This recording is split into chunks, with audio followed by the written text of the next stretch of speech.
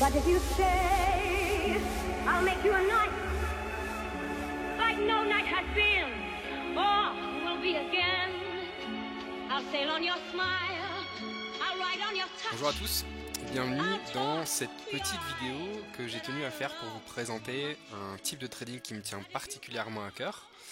Je vais expliquer les raisons après. Ce qu'on appelle le trading de position. Alors, au sein de DMT, pour ceux qui ont vu les vidéos de présentation des formations, on va vous enseigner plusieurs stratégies.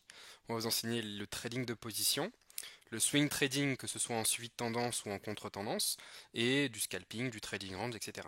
Bon, l'idée du trading de position s'oppose complètement à tous les autres styles de trading et est très très méconnue des forums et des particuliers. C'est de la pure spéculation long terme, c'est du vrai trading, c'est comme ça que s'organisent bien souvent des positions spéculatives long terme que certains hedge funds peuvent faire.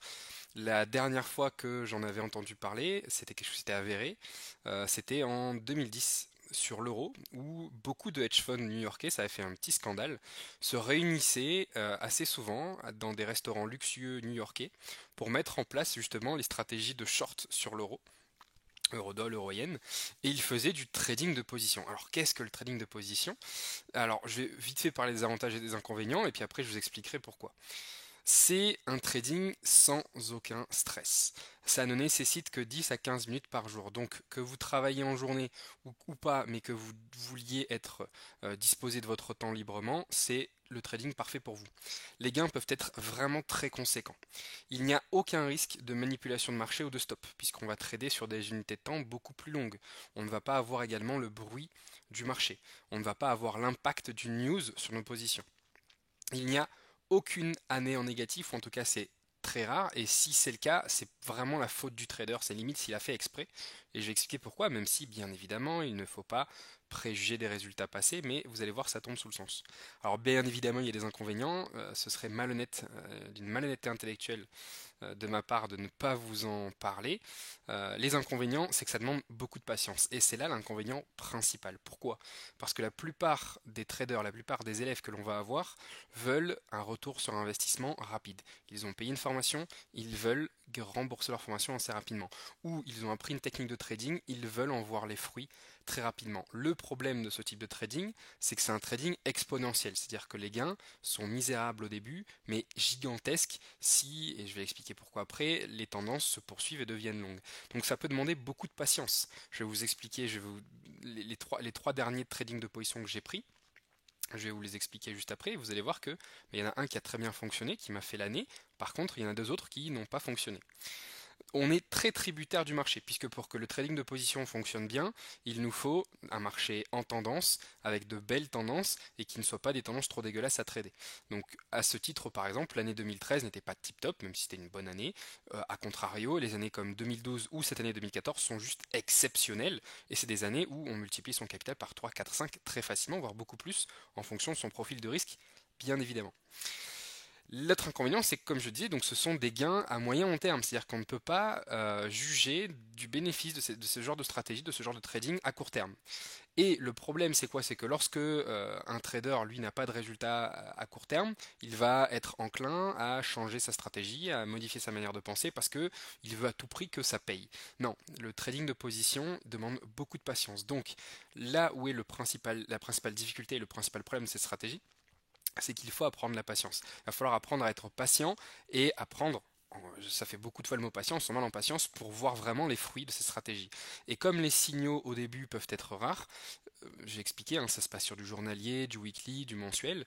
L'autre gros problème que l'on peut avoir, c'est si on a par exemple un trade perdant, il va falloir attendre des fois plusieurs semaines avant d'avoir une autre opportunité pour passer un trade, à part bien évidemment si on trade sur plusieurs marchés en même temps, ce qui est fortement recommandé sur le trading de position. L'autre chose qui est intéressante également, c'est qu'on peut diviser les risques. Papillonner en day trading et en swing trading à moyen terme, c'est très dangereux, c'est-à-dire aller voir plusieurs paires en même temps. Diviser son attention, c'est un énorme handicap et c'est ce qui fait la perte de beaucoup de traders.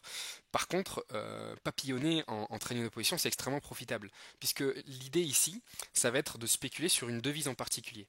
Alors, si j'adore le trading d'opposition, c'est parce que intellectuellement parlant, on va attaquer une devise, on va attaquer l'euro, on va attaquer la livre, on va attaquer le yen et on va travailler en attaquant le yen en le travaillant sur plusieurs marchés, l'USD yen, l'AUD yen, le CAD yen, l'euro yen, etc. Il y aura des marchés qui seront plus profitables que d'autres. Ce qu'il y a de bien quand on divise son risque et qu'on attaque plusieurs marchés en même temps, c'est que des fois ça peut bien se passer sur une paire, ça peut mal se passer sur d'autres paires. Donc ce qu'il y a de bien, c'est que au lieu d'en choisir une seule et d'avoir la malchance d'avoir choisi la mauvaise paire, hein, je prends des exemples, il y en a à foison. Imaginons qu'on ait choisi de trader l'euro yen et finalement l'euro yen se passe pas trop bien. Par contre le GBP yen décolle en fusée. Bon, on regrette, on aurait préféré travailler sur GBP yen. Donc on va également, le trading de position nécessite également de travailler les corrélations, les convergences de signaux entre les différentes paires de monnaie, etc., etc. Et c'est un trading que j'adore parce que pour moi c'est de la pure spéculation. On entre vraiment dans le jeu pour moi des grosses banques, des gros fonds qui font de la spéculation long terme. Je ne parle pas de ceux qui font du HFT, donc du trading haute fréquence. Là je parle vraiment entre guillemets des anciens, les anciennes méthodologies où on va prendre des positions et les travailler pendant assez longtemps. Alors, je vais vous montrer deux trois graphiques. Alors, je ne vais pas vous expliquer bien sûr comment trader, mais je vais vous montrer deux trois graphiques pour vous expliquer un peu le principe du trading de position. Donc, la chose déjà qu'il faut retenir de ce petit point, c'est ça s'adresse à tout le monde, que vous ayez du temps, c'est-à-dire que vous travaillez en journée ou pas. Par contre, il va falloir s'armer de patience. Alors, le trading de position. Ici, bon, il y a un panel des paires qui sont liées à l'euro. Donc l'idée, ça va être par exemple de spéculer sur l'euro.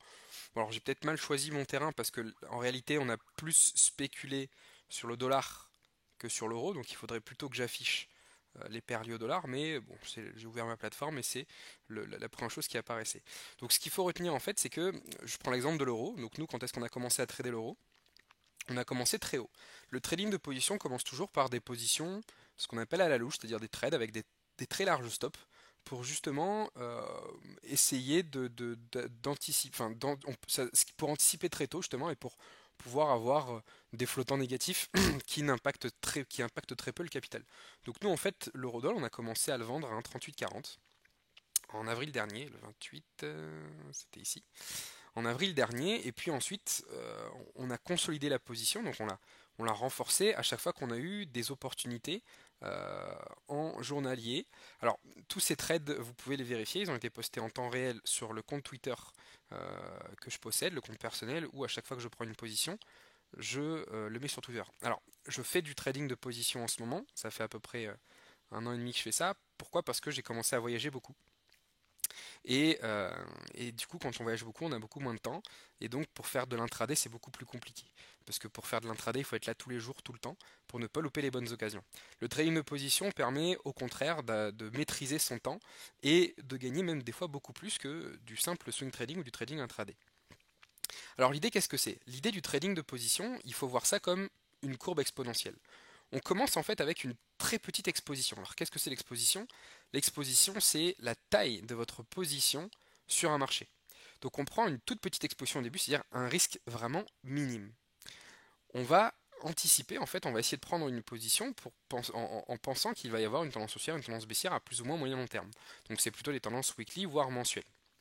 Et puis si ça se passe mal, c'est pas grave, on coupe avec une petite perte. Par contre, si ça se passe bien, là on va augmenter progressivement notre exposition. Donc on va à ce qu'on appelle pyramider, mais là où on va se différencier du swing ou du simple suivi de tendance qui pyramide également, c'est qu'on ne va jamais fermer les trades. C'est-à-dire qu'on va prendre des trades qui vont être financés par les gains en cours. C'est-à-dire qu'en fait, à chaque fois qu'on va prendre un trade, à un moment donné, on va abaisser les stops. Et en abaissant les stops, on va se garantir un gain. Ce gain, on va le diviser en plusieurs parties, 1, 2, 3, 4, 5, et on va réinvestir 1, 2, 3, 4, 5 parts dans des trades à plus court terme, ou comme nous on l'a fait pour DMT, plutôt avec des sell stops, c'est-à-dire des ordres différés.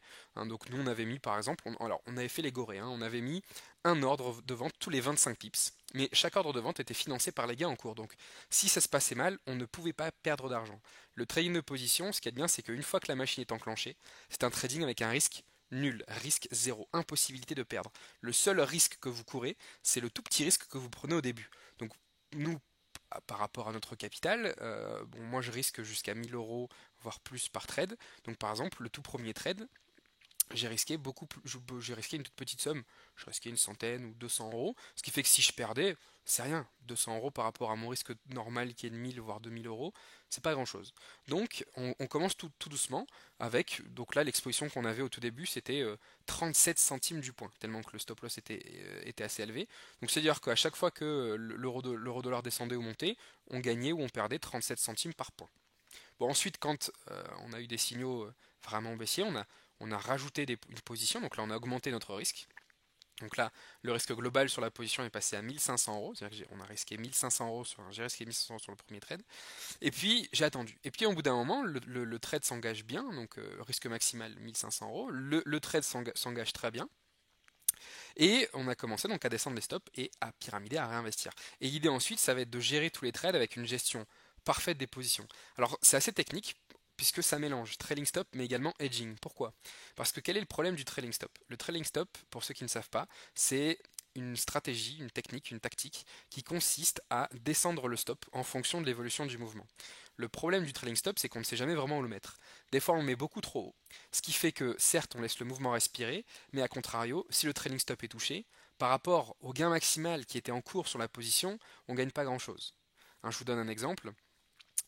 Imaginons que ici, sur ce point-là, vous gagnez, je sais pas moi, 2000 euros, et que votre trailing stop était placé tout là-haut, et que sur ce trailing stop, vous ne gagnez que 800 euros. Bon, passer de 2000 euros à 800 euros de gain, ça peut en frustrer plus d'un. L'autre aussi du trailing stop, c'est que des fois on peut le mettre trop serré, du coup, certes, on colle beaucoup plus au mouvement, mais le moindre mouvement contraire, on se fait sortir et on ne profite pas du mouvement. Donc il faut mettre un trailing stop tant que le mouvement est fort, donc il faut être capable d'analyser un mouvement fort, et dès qu'on sent que le marché faiblit, on arrête de mettre un trailing stop et on va plutôt passer sur une stratégie de couverture, c'est-à-dire du hedging. Ce qui va permettre de se protéger pendant que le marché va remonter. Là je prends l'exemple puisque c'était à la baisse. C'est-à-dire que nous, on a hedgé dans ces parties-là pour justement se protéger. Et quand les marchés sont redescendus, on coupe les positions hedgées et puis on va continuer à amasser de l'exposition. Donc c'est-à-dire qu'on va prendre des trades assez souvent, de manière très régulière, un peu de partout, toujours baissier, en ne les fermant jamais, mais si tous les trades à un moment donné finissaient perdants, on ne perd pas d'argent encore une fois. C'est-à-dire qu'à un moment donné, on trade avec le risque zéro. En fait, on a commencé à trader avec un risque zéro à partir de cette bougie-là, du 14 mai. Et donc petit à petit, l'exposition va augmenter. Alors pour rappel, l'exposition, c'est donc à chaque fois on monte de manière exponentielle. C'est la taille de la position que l'on a. C'est-à-dire qu'au tout début on était à 37 centimes du point. Malheureusement on s'est fait sortir pour des raisons un peu stupides. J'ai pas vraiment respecté la stratégie puisque j'aurais dû remettre mon stop loss à 1,28. J'ai préféré le mettre à 1,27,20 parce qu'en ce moment j'avais pas le temps de faire bien les choses. J'étais en plein déménagement. Donc j'ai fait une petite erreur, mais bon c'est pas grave, je me suis fait sortir ici. Au moment où je me suis fait sortir, j'étais à quasiment 49 euros le pip, enfin 49 euros par point, par pip. C'est-à-dire qu'à chaque fois que l'euro dollar descendait de 100 pips, je gagnais à peu près 5000 euros. Et le but c'était d'arriver à une exposition de 60 ou 70 euros par pip jusqu'à ce qu'on arrive à 1,20. Donc l'idée c'est, au début on prend très peu de risques, et puis ensuite on va augmenter son exposition en ayant un risque zéro. C'est-à-dire que c'est même pas un risque faible, c'est vraiment un risque zéro. C'est-à-dire que le seul risque, on le prend au tout début et le risque est très faible. Et ensuite, on a un risque zéro. Et quand on trade avec un risque zéro, on trade de manière beaucoup plus audacieuse et beaucoup mieux. Le capital sur ce trade-là, sur cet unique trade-là, a été multiplié par 3,16, ce qui veut dire un gain de 316% par rapport au compte de trading. On peut faire beaucoup plus. Alors, je vais maintenant vous parler des inconvénients, parce que c'est bien beau de parler des gains. Deux autres positions que l'on a prises récemment, pareil, tout est sur Twitter, c'était GBPOD et GBP4. En fait, on a attaqué la livre sterling. Alors, le souci, ça a été, donc pour GBP4 et GBPOD, donc on était short, hein, on a vendu. Alors, j'ai commencé par vendre, donc je vais agrandir. Faites pas gaffe. Faites pas gaffe aux différents tracés. Donc, j'ai commencé à vendre ici. C'est-à-dire que on s'est dit, bon ben voilà, le GBPOD commence à rentrer dans une configuration qui nous intéresse. elle est rentrée dans les critères qui nous intéressent, donc on a commencé à le vendre. Ça s'est très bien passé. Le souci, c'est que je n'ai pas été assez agressif. Et du coup, lorsque le marché s'est retourné ici, la tendance a été assez longue quand même, hein. Je crois qu'elle a duré 3 semaines. Bon, ça n'était pas aussi long bien sûr que l'euro-dollar, mais j'en ai pas assez profité, j'ai pas été assez agressif, j'ai pas assez tradé avec un risque zéro. Du coup, je me suis fait sortir avec un gain de 600 euros pour un risque de 1000 euros. Ce qui est pas mal, vous en conviendrez, mais pas assez. On avait un signal acheteur ensuite, donc on a acheté ici. On a acheté ici, ça se passait plutôt pas mal, mais pareil, assez frileux, parce qu'on était assez occupé avec notre euro-dollar. Je n'ai pas voulu pousser le bouchon et pourtant j'aurais pu faire un super gain. Au final, à un moment donné, j'ai quand même fait une pyramide. J'ai risqué l'équivalent de ce que je gagnais, c'est-à-dire je gagnais 500 euros, j'ai risqué 500 euros, et je me suis fait sortir par la baisse récente du GBPOD. Donc c'est-à-dire que, et c'est là où je veux souligner le problème, enfin le problème, un des inconvénients du trading de position, quand on diversifie pas assez, c'est-à-dire quand on trade que un ou deux marchés, c'est ce que j'ai fait malheureusement, j'ai tradé que trois paires, Eurodoll, GBPOD, GBPCAD. C'est que pendant toute cette période-là, c'est-à-dire qui s'étend de début août jusqu'à aujourd'hui mi-octobre, ce qui fait donc quasiment 3 mois, enfin j'exagère, ce qui fait 2 mois, il n'y a eu quasiment aucun gain. Il y a eu 600 euros de gain alors qu'il y a eu 2000 euros de risqué. 600 euros de gain sur 2 mois, c'est rien. Donc c'était un coup d'épée dans l'eau. Et c'est ça que je veux vous faire comprendre. C'est que l'autre inconvénient de ce genre de trading, c'est que des fois, on fait pas mal de coups d'épée dans l'eau et ça peut des fois nous être préjudiciable au niveau du moral, au niveau de la psychologie. Et l'autre trade, c'était un peu le même sur ce GBPCAD. Alors lui on n'a pas acheté parce qu'on n'avait pas de signal acheteur. Mais alors nous on a plutôt ici par contre tradé sur un horizon hebdomadaire directement. Il y avait une magnifique compression, quelque chose que j'adore en hebdomadaire. On a vendu très simplement la cassure de la compression, hein. Là on a un marché qui comprimait énormément ici. Donc on a vendu, on a pyramidé une fois ou deux, pareil, petit gain de 600 euros, alors que j'attendais un gain de plutôt 20 000 euros. Puisque j'avais calculé qu'avec toute cette chute là, à la fin, ma position devrait valoir à peu près pareil, 40-50 euros du point, ce qui pouvait gagner 20 000 euros. Le point le plus haut de mon trade sur l'euro-dollar, c'était à peu près 21 000 euros de gain. Voilà, alors le trading de position a plusieurs variantes que l'on étudie dans la formation Trader Pro parce qu'on peut également marier le trading de position avec le swing trading, c'est un peu ce que j'ai fait, c'est-à-dire que de temps en temps je prenais des trades en H4 et en M30 en swing en les clôturant partiellement, par exemple à 80% pour laisser un peu le reste vivre.